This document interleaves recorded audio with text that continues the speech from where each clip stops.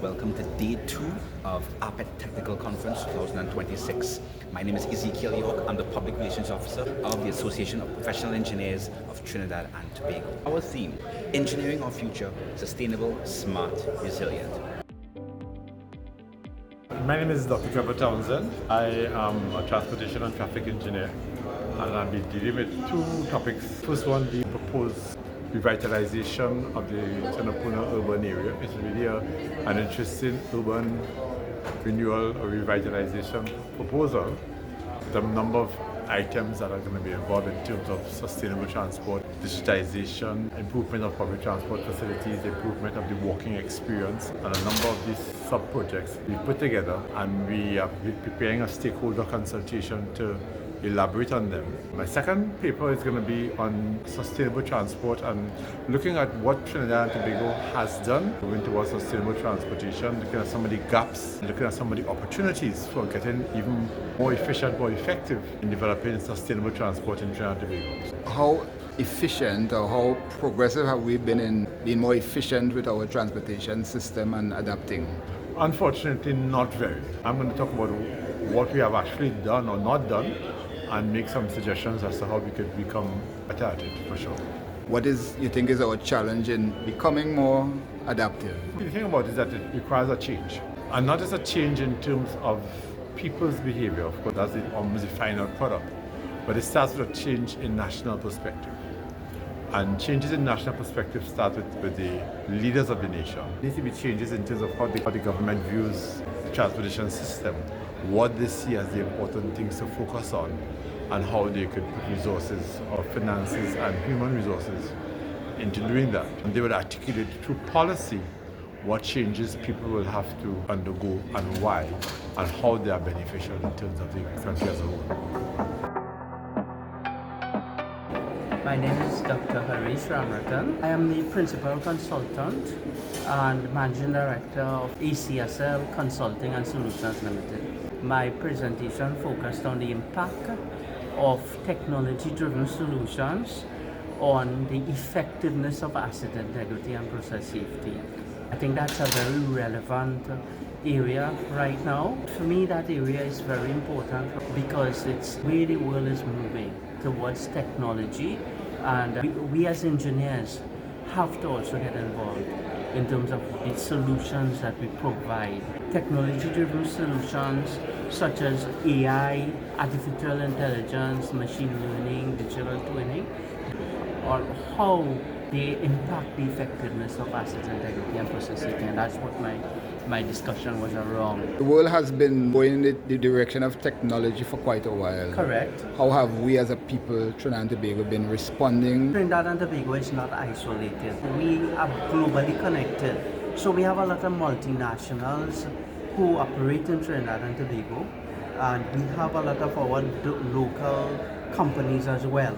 Right? What happens is that we have a lot of technology transfer and knowledge transfer between these multinationals and the Trinidadian organizations and stuff. So you find that there's a mix. Some of these multinational companies already come with a lot of technology that they have implementing in their subsidiaries locally. We haven't seen the same level of implementation with the local companies, but they are following. And it is happening, but it is something that is taking some time, because at the end of the day, you have to look at your return on investment and whether the companies could accommodate that type of cost in their businesses. Alnor Ali Dina, company is Engineering and Technology Associates Inc. We are based in Canada. I'm essentially an electrical automation control systems engineer, focused in real-time optimization, operational optimization. Much of our work is actually in the Caribbean, a lot in Jamaica, and a lot in South America. We did a presentation today. The presentation was focused on a specific technology for wastewater treatment called the MABR, Membrane Aerated Bioreactor. This technology is very, very well suited for the Caribbean countries for a few reasons.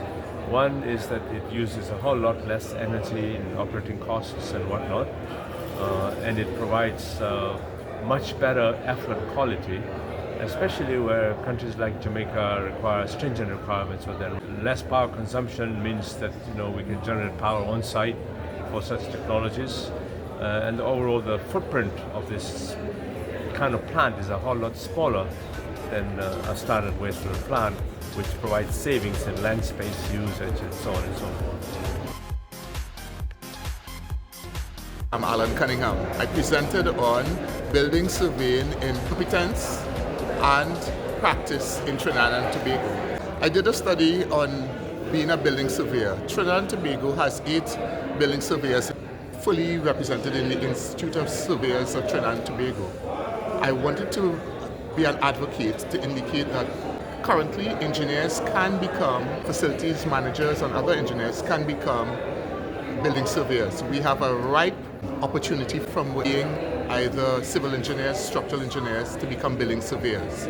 We need at least 132 building surveyors to meet the needs in Trinidad and Tobago, and I'm an advocate for that. In order to become a building surveyor, you need to be able to understand construction technology and building pathology. I strongly recommend that especially facilities managers look into the opportunity of being a building surveyor in Trinidad and Tobago. Hi, good day. My name is Kareem Mohammed, a civil engineer, and I'm here presenting on the system hardening of electrical infrastructure.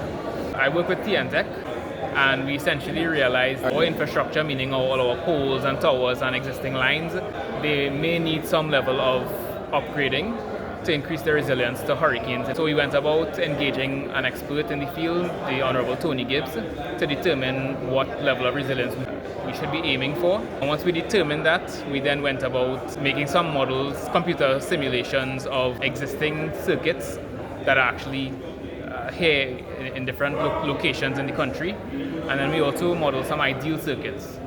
And coming out of this, we realized the failures that we were seeing in the poles were attributed to several different factors. We came up with some retrofitting or hardening solutions. One of the main implemented solutions is that we are installing poles at half spans to effectively reduce the load that's placed on each pole structure. So the study is ongoing. It is a long-term study, but we are still in the initial stages, and we have begun some quality control as well, modeling some of the already hardened circuits which were selected. We have noticed significant improvements. A Sharfus Journal production.